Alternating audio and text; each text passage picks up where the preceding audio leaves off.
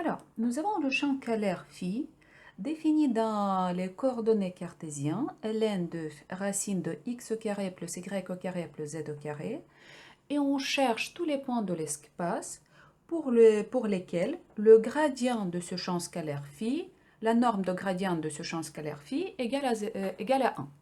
Donc d'abord, il faut qu'on calcule le gradient de ce champ scalaire phi. Donc d phi dx EX plus d phi dy EY plus d phi dz EZ. Donc on calcule la dérivée par rapport à x. Donc on fixe y et z. Donc 2x divisé par 2 racine de x au carré plus y au carré plus z au carré fois 1 sur racine x au carré plus y au carré plus z au carré. Donc 2 et 2 se simplifient et j'obtiens d phi dx égale x sur x au carré plus y au carré plus z au carré.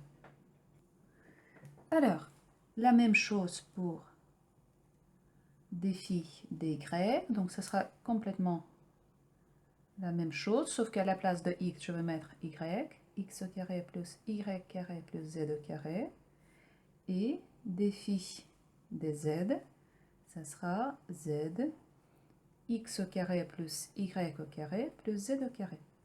Donc le gradient de phi a 3 composantes, donc je vais factoriser par x au carré plus y au carré plus z au carré. Donc x ex plus y ey plus z ez. Maintenant, il faut que je calcule la norme de ce gradient. Donc la norme de gradient phi égale donc racine de x carré plus y au carré plus z au carré, x carré plus y au carré plus z au carré, et je divise par x au carré plus y au carré plus z au carré. Et il faut que ce gradient soit égal à 1.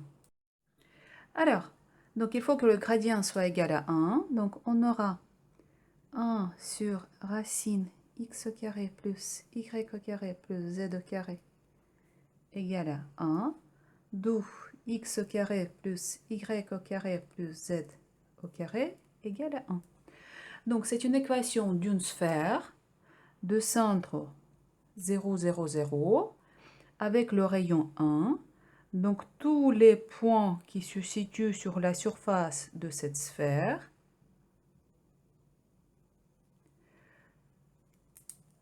le gradient dans tous les points de la surface de cette sphère, la norme de ce gradient sera égale à 1. Donc je vais marquer ici le rayon 1, 0, 0, 0.